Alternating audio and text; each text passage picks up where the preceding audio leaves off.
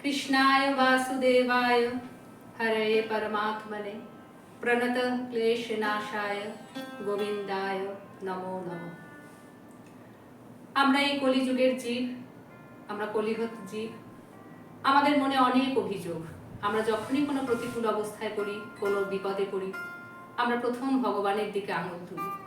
আমরা ভাবি সামনের মানুষটির জন্য বোধহয় আমি খারাপ আছি, কিন্তু আমরা কখনো কর্মের বিজ্ঞানটাকে কখনো ভালো করে খুঁজে দেখি না। আমাদের সবসময় মনে রাখতে হবে যে আমাদের সঙ্গে যা ঘটছে তার জন্য ভগবান বা অন্য কেউ দায়ী নয়, আমাদের নিজস্ব কর্মই তার জন্য দায়ী। সে কর্ম এ জন্মের হতে পারে, পূর্ব জন্মের হতে পারে, যা আমাদের স্মরণে নেই। তাই আমরা সামনের জনকে বা ভগবানকে দায়ী করি। আমাদের থেকে শক্তিমান, আমাদের কর্মের থেকে শক্তিমান কেউ নয়। তাই সবসময় আমাদেরকে এটা বিচার করতে হবে। এই বিচার বিবেক করার যে শক্তিটা, সেটাই কিন্তু একমাত্র মনুষ্য জাতির মধ্যে আছে। ভগবান আমাদেরকে ধর্ম করার আর বিবেক দিয়েছেন। তাই আমরা বুঝতে শিখেছি যে কোনটা ভুল কোনটা ঠিক। তাই আমরা অন্যের ওপর দোষ না দিয়ে আগে বিচার করব যে এটা কেন হচ্ছে। আমরা কর্মের বিজ্ঞানটাকে ভালো করে বুঝবো, তাহলেই আমরা কিন্তু দোষ দেওয়ার হাত থেকে নিস্তার পাবো। আমরা সামনের জনকে দোষ দেওয়ার আগে সবসময় দেখব যে একটি আঙুল যদি তার দিকে থাকে, তাহলে তিনটি আঙুল কিন্তু আমার দিকেই আছে। অতএব আমি তার থেকে বেশি দোষী। তাই অন্যের দোষ খোঁজার আগে নিজেকে ভালো করে শুধরে নিতে হবে। আমি কিছু উদাহরণ দিয়ে বলছি। যেমন মন্দিরে কোনো উৎসব হচ্ছে, আমরা সেই উৎসবে গেছি, খুব ভিড়।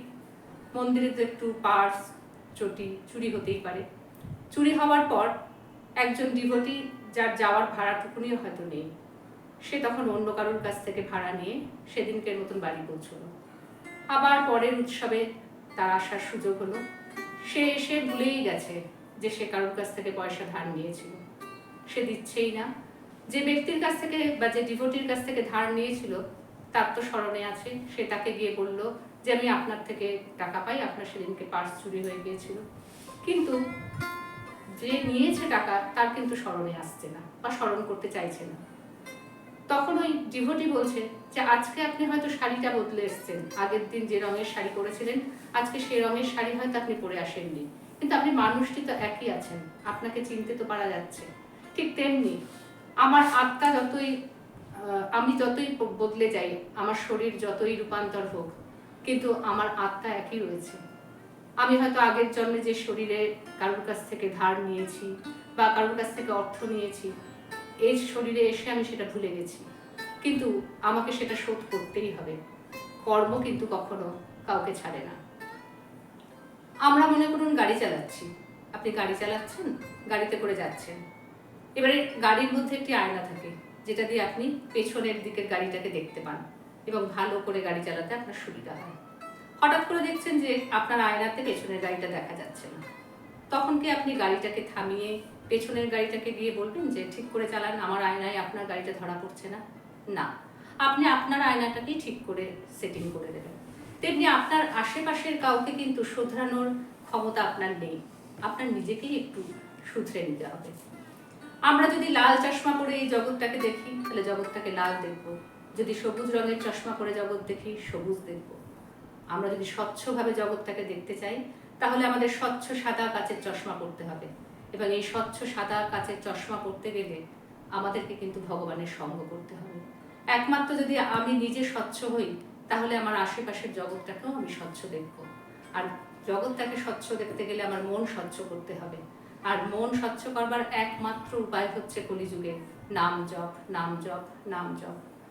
আমার নিমাই চাঁদ এসে ঘরে ঘরে গিয়ে শুধু এই কথাই বলেছেন যে তোমরা নাম জপ করো, যতক্ষণ না গুরুর সান্নিধ্যে আসছো ততক্ষণ তোমরা হরিনাম মন্ত্র জপ করো, মহামন্ত্র জপ করো।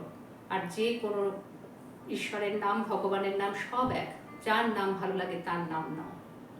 আমরা কিন্তু এই সহজ সাধনটাকে ভুলে গিয়ে মায়ার জালে আবদ্ধ হয়ে আছি। আমরা মায়াকে আকৃষ্ট করছি। মায়া ততক্ষণ আমাদের আকৃষ্ট করতে পারে না যতক্ষণ আমরা কৃষ্ণ ভজন করি। যেই মুহূর্তে আমরা ভগবানের থেকে আলাদা হই, তেমনি কিন্তু মায়া আমাদেরকে জাপটিয়ে ধরে। তাই জন্য আমাদেরকে যদি সুরক্ষিত থাকতে হয়, তাহলে ভগবানের সঙ্গ করেই আমাদেরকে এগিয়ে যেতে হবে। আমরা যদি কোনো ভালো কর্ম করি, সেই কর্মটা কিন্তু আমাদের ফেরত আসবেই, আমাদের কাছে ভালো কর্ম হয়। আর যদি কোনো খারাপ কর্ম করি সেটাও আমাদের কাছে ফেরত আসবে। কিন্তু এরকম কোনো কথা নেই যে ভালো কর্মটা আমরা করলাম যার সঙ্গে সেই আমাদেরকে পরে আবার সেই ভালো কর্মটা ফেরত দেবে, অন্য কেউ ফেরত দিতে পারে। এরও একটা উদাহরণ আছে। ধরুন আপনি ব্যাংকে টাকা জমা দিতে গেলেন, 5,000 টাকা জমা দেবেন।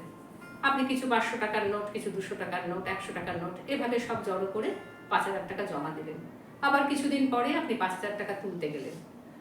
আপনাকে কি ব্যাংক থেকে তখন সেই নোটগুলোই দেওয়া হবে যেগুলো আপনি জমা দিয়েছিলেন? না, অন্যভাবে হয়তো সেটাকে আপনাকে গুছিয়ে আবার দেওয়া হলো, কিন্তু 5,000 টাকাই দেওয়া হলো। ঠিক সেই রকম আমাদের কর্মর ক্ষেত্রেও কিন্তু তাই। আমি হয়তো কখনো কারোর সাথে কোনো ভালো কর্ম করেছি, কিন্তু সেই ব্যক্তি যে এসে আবার আমার সাথে ভালো কর্ম করবে তা নাও হতে পারে। অন্য কোনোভাবে কিন্তু আমি সেই ভালো কর্মটা ফেরত পাবো। তাই ভালো কর্ম করলে ভালো কর্ম ফেরত আসবেই, এর কোনো রকম কোনো অন্যথা হবে না। তাই আমাদের এই মানব জন্ম পেয়ে তার সার্থক করতেই হবে। আমাদেরকে অনেক অনেক ভালো কর্ম করতে হবে, সৎ কর্ম করতে হবে, সেবা দান করতে হবে। দান মানে শুধু এই নয় যে অর্থ দিয়ে দান করলাম, অর্থ ছাড়াও আরো অনেক কিছু দান করবার আছে। আপনি মানুষকে শান্তি দিন, আপনি যে অসুবিধায় আছে, যে দুঃখে আছে তার সঙ্গে গিয়ে ভালোভাবে কথা বলুন, তার মনকে শান্ত করুন। আপনার এই সুন্দর হাসি মুখটা ভগবান কিন্তু আর কোনো জীবকে হাসবার ক্ষমতা দেননি, একমাত্র মানুষকে দিয়েছেন।